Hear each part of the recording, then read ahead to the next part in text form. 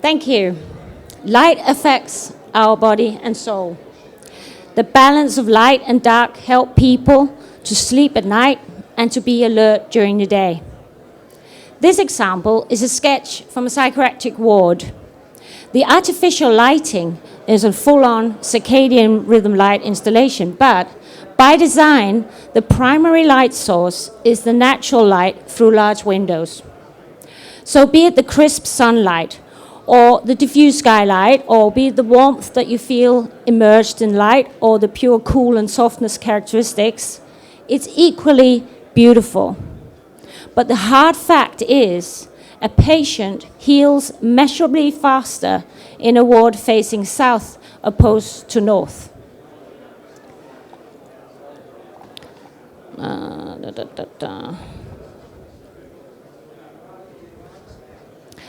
A psychotherapist will tell you that to be a happier person, you need to sleep, you need to be self-aware, and you need to be able to relate. And good lighting is essential for all of these. I'm interested in how light can make us, like the person in this sketch, self-aware.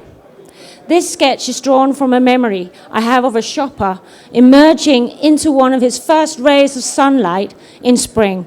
He's stopping up and just staring at this long shadow before turning and soaking up the sun. I'm alive! I made it through another Danish winter. And I'm also interested in how the shadow shows the darkness behind the light, how it informs us about time and place. And so how this balance between light and darkness can tell us about our physical presence in relation to others. And if we move the source of the light into our very intimate sphere, even closer, it can intensify the effects. And according to a psychotherapist, that's good for us, right? So the way the light can embrace our body, modulate our surroundings, and the way the light can cast a shadow informs our sense of self. It gives us the ability to be better at relating and to be naturally present. Good lighting design uses the relevant tools to create lighting quality that supports the balance of light and dark that we need. So what are these tools? This is a well-known diagram. We use what is measurably the best equipment and sources to provide the best light quality. Of course, we do that. But we also have another toolbox, the perceived values that make quality lighting. How natural or how sensual to the corporeal the lighting design can be. So, we know that light and darkness affects us. We know it goes deep into the corporeal and that it works on many levels. This image, a moon, apart from being a visible light source with superior light quality, of course, it is also the object of our gaze. The moonlight itself is a lighting quality in which our body is immersed. It's almost like the light becomes physical. The third level, the moonlight we see and the darkness we see, they act as visible cues. We interpret what we see. It helps us make an emotional connection with our surroundings and with time, and it gives depth to our experience. It's like the visual cues have meaning, and we feel the balance between light and darkness. It brings the room together, as the Big Lebowski would say, and the whole scenario just makes sense. In our lives, we fluctuate between the private and the public sphere. This sketch shows,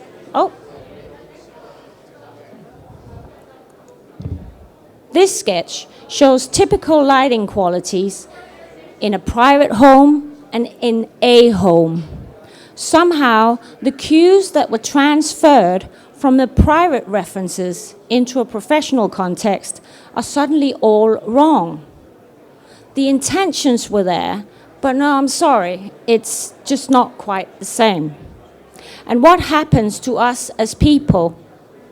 We detach ourselves. We detach ourselves from others and from the environment. So let's look at the tools and let's make us happy, please. So a contrasting play of light and darkness is a very powerful tool. It literally lifts our spirit. Example here shows powerful stimulating lighting, very precise cues, invite you to read the space and literally look up as you walk through. In an urban environment like this, it helps create security, feeling of safety. It helps us as people. The project is called Line of Light on the picture here. It's a bright single lighting cue, promotes recognition, but the soft light on the exterior helps give a friendly environment. And this is important on a university campus. Directional light, glare-free light from a desk lamp. It's a classic tool, and it's a bulletproof tool in creating focus.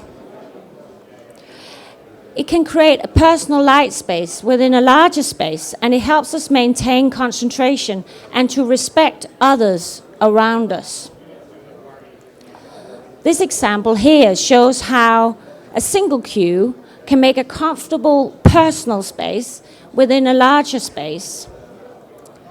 And here we see how multiple cues can open up a space and embrace this transparency. And the design respects the personal spaces within the larger space. And it can promote curiosity and cooperation and the feeling of pride and belonging. This is almost an opposite quality, the democratic, shadowless lighting quality. It's a favorite tool in urban and public spaces. We're all equal. Our bodies are stepping stones in empty space. And for some people, it can feel impersonal, almost unsafe. But in a familiar environment, it can also be quite peaceful and be pure tranquility. It can also help us relax and engage. In this example, it's a positive example. A gallery where we created artificial skylight. And the soft, diffuse lighting quality is so strong in intensity that it almost on its own modulates this beautiful sculpture and create perfect soft shadow lines. And this shows tranquility and contemplation and light therapy in one. Monochromatic colored pools of light is a mysterious tool. It has only one shadow and the same color of the shadow. And here the corporeal effects are very strong and your presence is felt physically. This unnatural balance between light and shadow acts to others like a magnetic visual cue. It can make a connection and promote the emotion of tolerance because we're all the same but different, and yet we all look different but in the same way. Multicolored lighting installations create a wonderful play of shadow and light. As we move, our bodies are bathed in this continuously new blend of light, color, and shadow. This stimulates our brain function, and it's in a special way which promotes activity and play. It activates our ability to move and interact. Or another example here, this tool can also be very useful and very effective in boosting our brain function during, for example, school lunch break. Moving into something a bit more natural, this is perhaps the most well-recognized tool, a burning bonfire. Placing a light, warmth between two people connects us. It reminds us of a presence of time, and it promotes storytelling. Here's an artificial example of a light between two people. The effect is clear. The intimacy that it portrays and the empathy that it can promote between the two people. Not to mention the stories it can tell.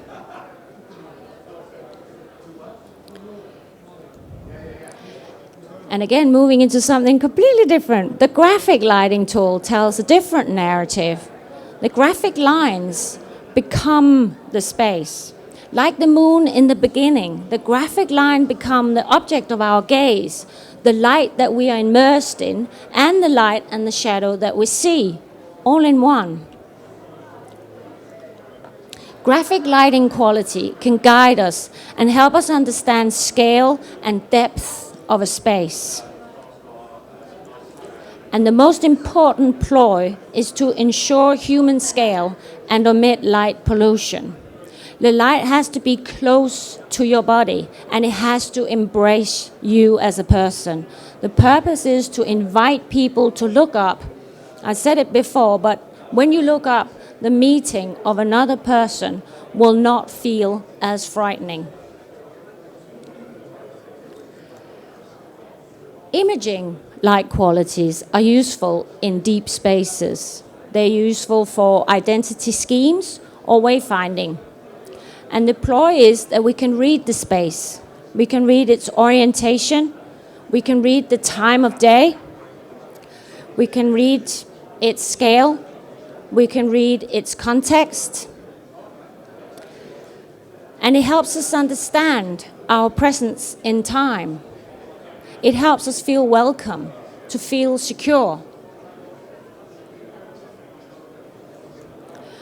Last but not least, darkness is perhaps my favorite lighting quality, especially when I'm alone, but also with others, I suppose. It's an indispensable tool when creating healing lighting environments. Exterior, urban environments like a hospital, a home. Too little darkness can have just really bad influence on our healing process, our physical health, and mental hygiene. So darkness is equally important for body and soul as light is. In most lighting designs, we really need to turn down the light and embrace the darkness. Because when do we actually ever get darkness, really? So my last example celebrates the design tool, darkness. This is originally a daylight museum, and the client wanted to emulate the daylight situation at night. But in the end, by design, I chose darkness to embrace body and soul.